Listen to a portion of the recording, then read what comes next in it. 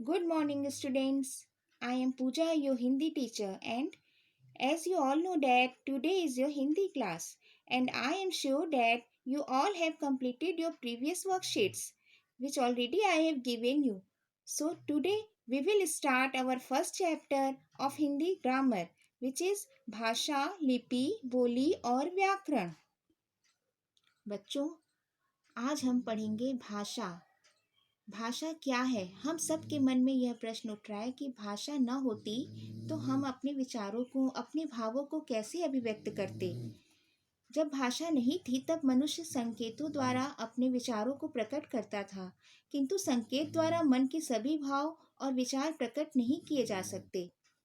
बच्चों, इस बात को मैं यह उदाहरण द्वारा स्पष्ट कर रही हूँ। आयुष नाम का एक लड़का है। आयुष ने नाटक में अभिनय किया। उसे श्रेष्ठ अभिनेता का पुरस्कार मिला। वह अपनी प्रसन्नता को अपने संकेतों द्वारा प्रकट तो कर सकता है, किंतु वह प्रसन्न क्यों है, उसकी प्रसन्नता का क्या कारण है, इसे भाषा द्वारा ही प्रकट किया जा सकता है। इस प्रकार बच्चों, भाषा वह साधन है जिसके द्वारा मनुष्य अपने मन के भावों और विचारों को बोलकर और लिखकर प्रकट करता है तथा भाषा के द्वारा मनुष्य के भावों और विचारों को सुनकर और पढ़कर समझता है। हम अपनी बात बोलकर या लिखकर दूसरों तक पहुंचाते हैं। इस आधार पर भाषा के निम्नलिखित दो स्वरूप होते हैं, मौखिक रूप और लिखित रूप।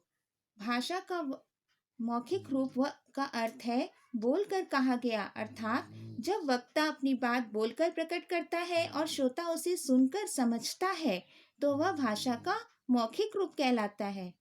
भाषा का दूसरा रूप लिखित रूप कहलाता है। जब लिखकर मन के भावों तथा विचारों को प्रकट किया जाता है तो वह भाषा का लिखित रूप कहलाता है। जैसे बच्चों, पत्र के माध्यम से, जैसे अपने मित्र को पत्र लिखकर हम अपने मन के भावों, अपने किसी भी सगे संबंधी को पत्र लिखकर हम अपने मन के भावों को अभिव्यक्त करते हैं। और मौखिक भाषा जैसे भाषण देना, वाद विवाद, संवाद आदि उदाहरण है। भाषण के द्वारा वक्ता अपनी बात को श्रोता तक पहुंचाता है और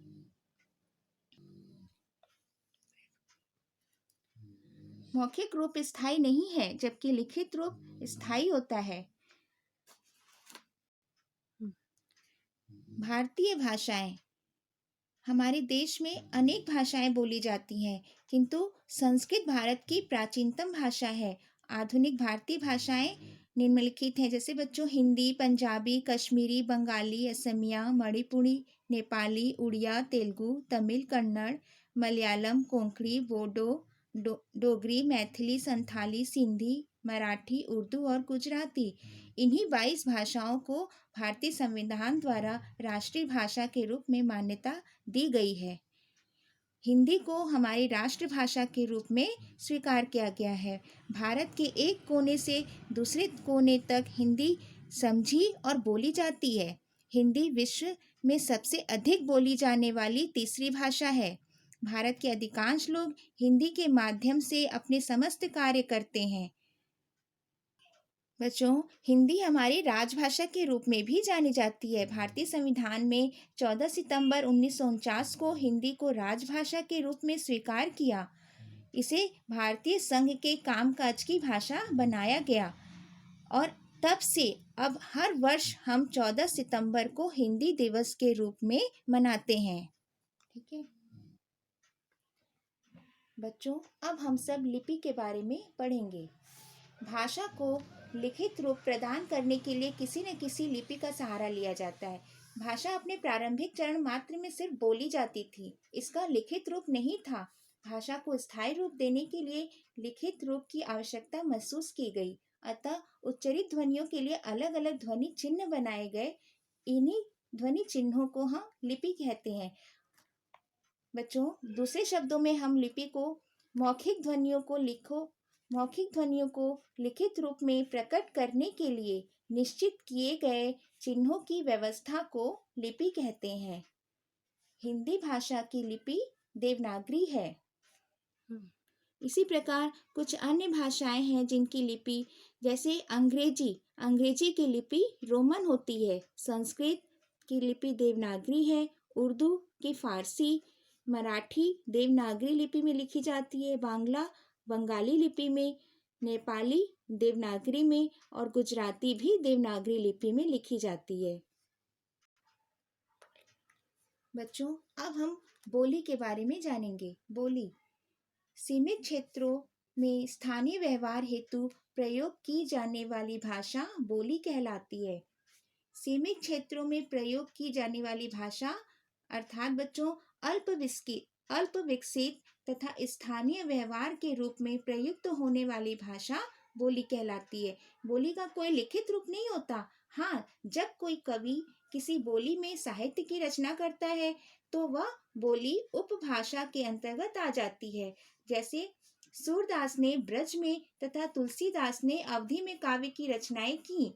ब्रज तथा अवधी तब तक केवल बोलियां थीं, उसके बाद उन्हें उपभाषा के रूप में स्वीकार कर लिया गया। हरियाणा में बोली जाने वाली हरियाणवी, राजस्थान में बोली जाने वाली मारवाड़ी, बिहार में बोली जाने वाली भोजपुरी तथा उत्तराखंड में बोली जाने वाली कुमाऊनी और गढ़वाली बोलियों के उदाहरण हमें मिलते हैं। अब हम बच्चों व्याकरण के बारे में समझेंगे।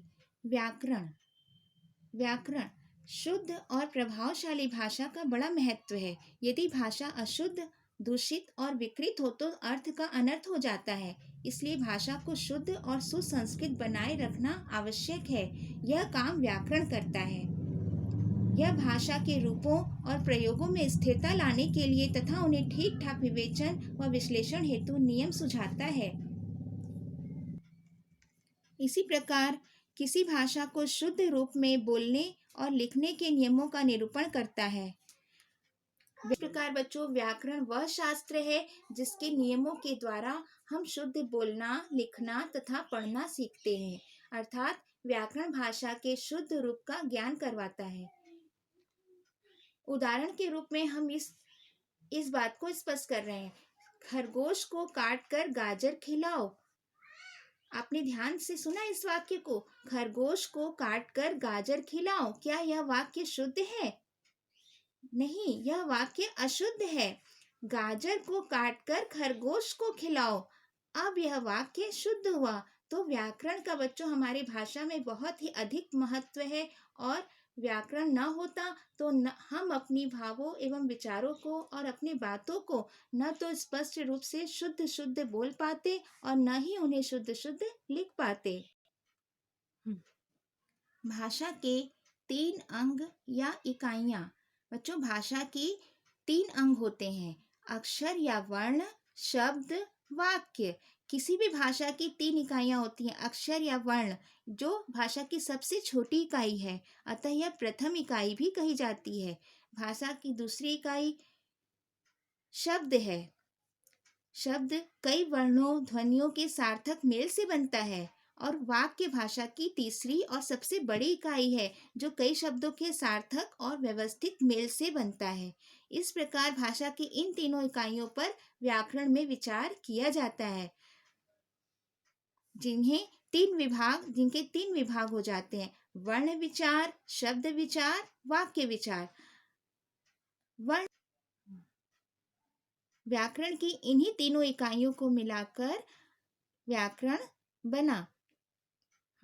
इस प्रकार बच्चों वर्ण विचार में वर्णों के बारे में विचार किया जाता है, शब्द विचार में शब्दों के बारे में विचार किया जाता है तथा वाक्य विचार में वाक्यों के बारे में विचार किया जाता है, जिसका अध्ययन हम आगे विस्तार से करेंगे। बच्चों, अब मेरा पहला अध्याय भाषा, लिपि, बोली और व्याकरण समाप्त हुआ। इस अध्याय से संबंधित कुछ अभ्यास कार्य मैं आपको वर्कशीट के रूप में दूंगी, जिसे आपको कंप्लीट करके स्कैन कॉपी मुझे भेजनी है।